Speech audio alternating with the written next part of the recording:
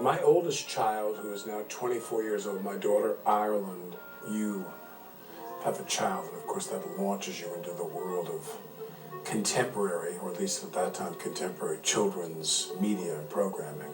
I grew up in a different reality.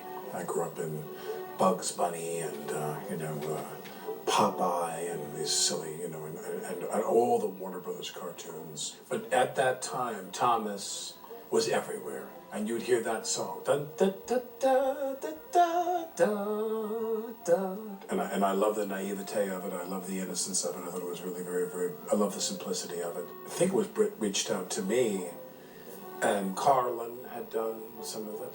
I think Ringo was before me, and she asked me if I would voice a season of the show. The key is that I met Britt. And when I met Britt, who's this incredibly unusual woman, and she told me the story about how she got the books, the Railway series, and I just adored Britt.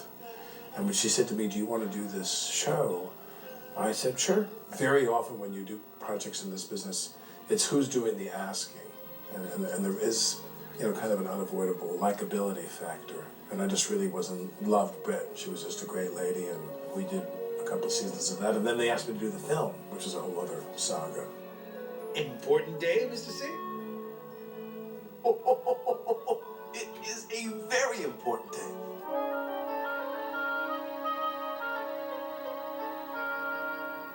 I think for me, and I tell people this all the time, if ever I'm talking to students, if you're interacting with student actors or what have you, that among the most difficult things to do in acting, I think, is to be light and joyful and to be happy. We all have anger inside of us. We all have pain inside of us and difficult things we've gone through. And in acting, it's easier to cry than it is to laugh.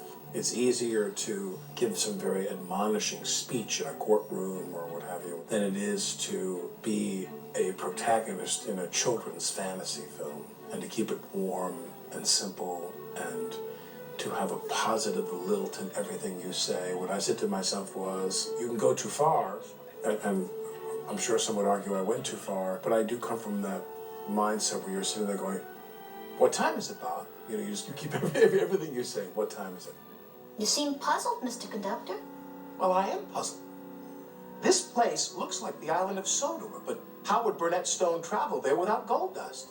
Sparkle's been the only way to make the trip since the lost engine disappeared. To keep everything light, bright, warm, and simple. That's tough to do. And some days you come to work and you're just not in the mood to be like, we better head back to the station. And that kind of thing. But that was the job, I felt, was to keep that character someone who was like a host. You're the host. The other characters are going through everything. And you're there kind of as a guide to help the kids go through the whole story. Anyway, I just came to say goodbye. I have to go now. Right now? Well, yes. You see, I have to make sure that everything is safe and sound on the island of Sodor, just as I try to do here. When we did the TV show, it was one situation, which was, it was Britt's baby, and she called all the shots, and we'd go into a booth, and she would give you very simple directions, and slow this down, pace this up, come in quicker here. When we did the movie, which was not the TV show, it was live action, we were there performing, which was a big difference, and behaving, and wearing wardrobe, and staging scenes, and so forth. It's a beautiful day. I mean, we're down, but we're not out. No, we're out. But we are not down. I'm always of the belief that there's a right amount of takes. There's a right amount. It could be 4, it could be 8, it could be 11. And again, with this kind of children's programming, there's an ear you have. You develop an ear. Everything is sound in children's programming.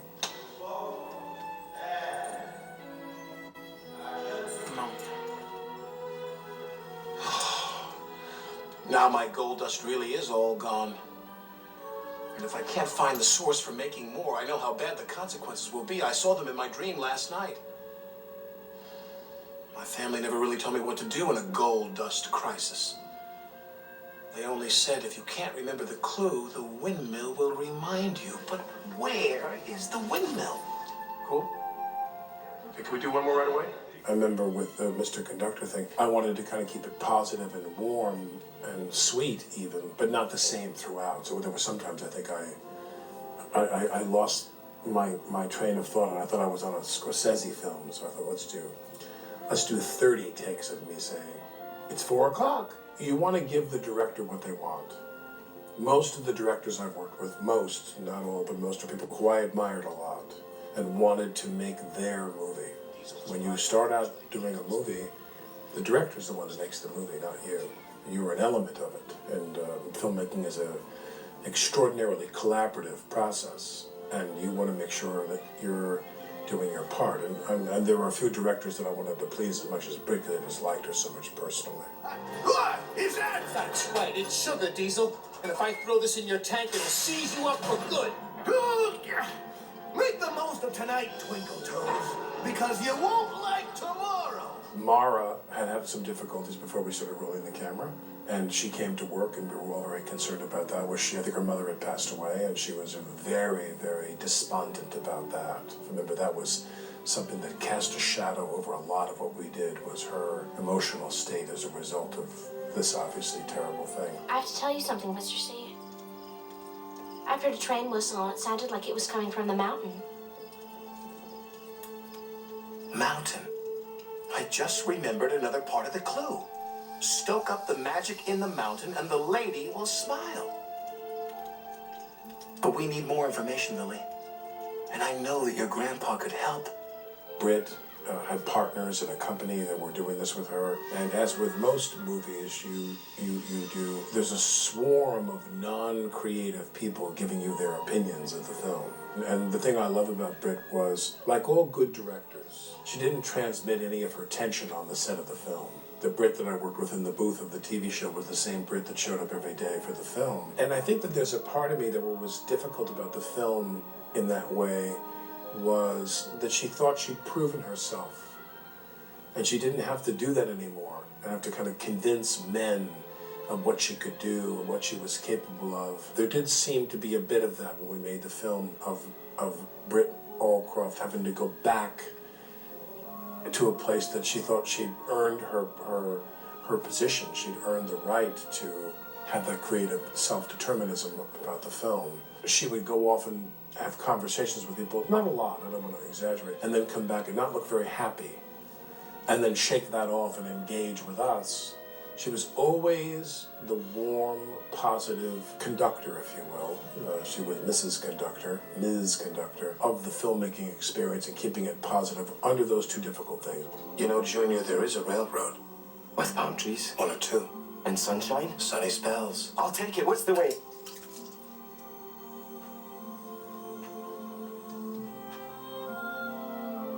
This is the way.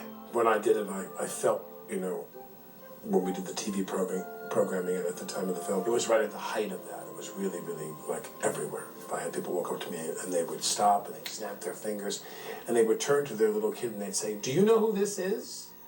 They'd say, "This is Mr. Conductor." Some of them got it.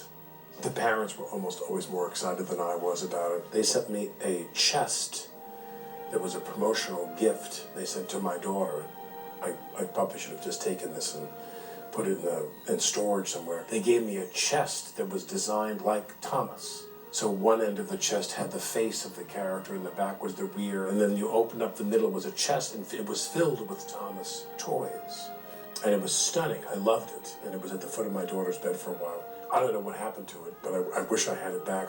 I'd put it in my office right now if I could. Well, see you in shining time.